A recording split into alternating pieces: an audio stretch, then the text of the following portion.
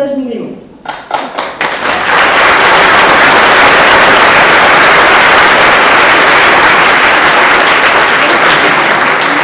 connaissez bien, vous, Maxime, cette éterne Pradet? Ah, je la connais, sûrement que je la connais.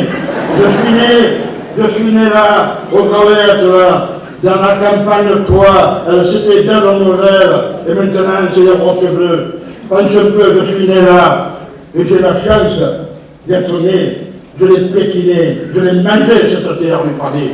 Parce que moi, quand je parle du Pradet, j'ai la chair de poule, à partir du gros doigt de pied jusqu'à la tête, et pourtant j'ai plus de cheveux.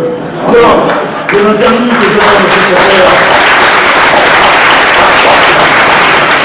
Je la connais trop bien, parce qu'elle m'a tout porté. Ce village, tu te rends compte que j'ai la chance à 85 ans d'être encore là, et peut-être le verbe un peu moins bon, mais ça fait rien.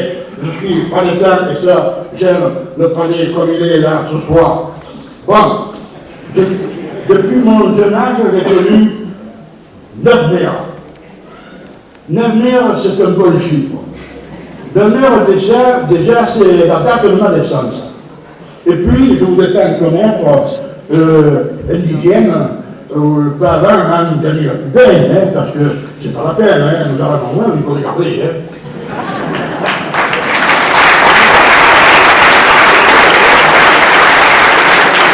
Ce Pradet, c'est toute ma vie.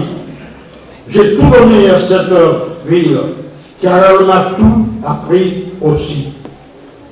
Des histoires, vous le savez, je pourrais vous en raconter jusqu'à demain, sans m'arrêter, j'en connais tellement. Mais, aujourd'hui, vous voulez entendre, bien entendu, le projet pour lequel vous allez faire le choix du Pradet. Justement, parlons-en des projets. Tout ce que j'ai pu entendre sur les initiatives, tout ce que j'ai pu, comme mécontent depuis toutes ces années, quand on a fait le cimetière de l'Esquirol, mais ça a été un scandale. Il y a eu des défilés, des pancartes, la couverte, mais quels sont ces abrutis de la mairie qui ont acheté un terrain à l'Esquirol? Qui c'est qui va aller se faire enterrer là-bas? J'en ai entendu de vertes de panure, que maintenant, quand j'y pense, vous voyez, je suis moins énervé qu'à ce moment-là, parce que, malgré tout, le cimetière de l'Esquirol, on a rempli, on a agrandi, et en 2014, eh bien, il faut encore l'agrandir. Et ça, c'est une petite parenthèse que je fais. Il y a tellement eu de mécontents là pour ça.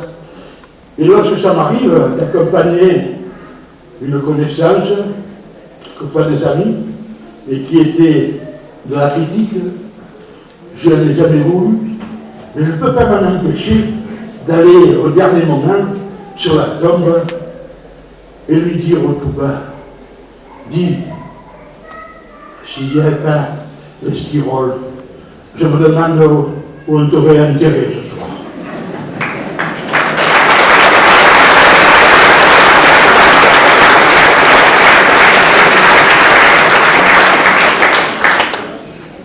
Un autre exemple, bien entendu, ceux qui critiquent, c'est pas ici, ils n'ont rien à faire, alors ils critiquent.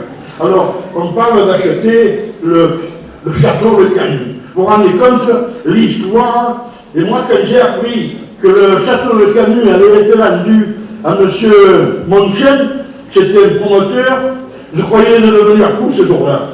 Alors j'ai bondi à la mairie, et j'ai dit au maire, j'ai eu la chance de le retrouver, Rabero, Danilo, l'entreur, et le Léa, et je lui ai dit, mais vous êtes fou. Alors ils m'ont dit, mais c'est pas possible, qu'est-ce qui t'arrive? J'étais, alors, une colère, non, mais non, ouais, attention, hein. Et on aurait dit que je dansais le jeu de... Mais je passe là-dessus. Et alors, c'est pas ça, c'est que, eh bien, ils m'ont écouté, c'est-à-dire que j'étais tellement en colère que je, bien entendu, j'étais calme, et ils m'ont demandé, c'est M. Danilo qui m'a dit, mais qu'est-ce que tu vas en faire de ça? Tu te rends compte, c'est la rumeur. Et j'ai dit, on va en faire une série, une série. Oh là là là là. Et alors, ils sont devenus fanats dans cette mairie-là. Mais tu te rends compte de notre pognon, il va. Mais c'est Louis XIV, c'est pas possible, ça. Alors, ils vont se faire un château maintenant. Ils vont y mettre une châtelaine dedans. Mais c'est pas possible. En fait, ils étaient dans une colère noire. Mais, ils ont écouté. Ils ont conversé. Et comme il y avait des gens très intelligents et surtout promettants dans tout, eh bien, ils en ont fait une mairie. Et cette mairie, pour moi, c'est la plus belle du Var, et peut-être de France, si on la devient.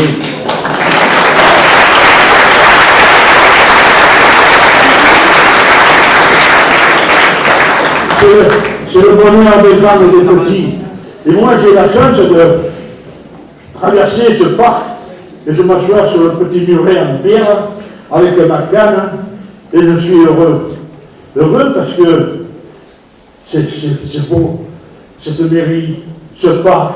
Il n'y a pas une personne qui passe étrangère, cartérane, à la garde, de partout, en me disant, vous avez une belle mairie, mais ma fille, elle s'est mariée, on a pris des photos derrière, et croyez-moi, vous avez une belle mairie. Et il me montre comme une espèce d'odeur, une espèce de fierté. Ah, je suis heureux, et je dis, bravo le Padé.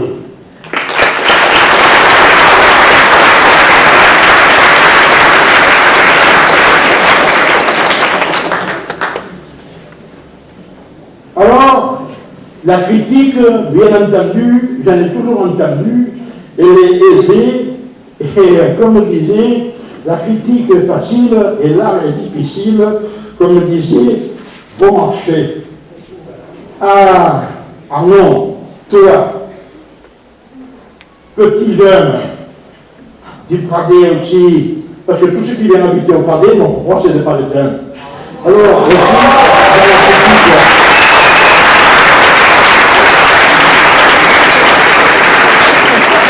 et fais attention, non.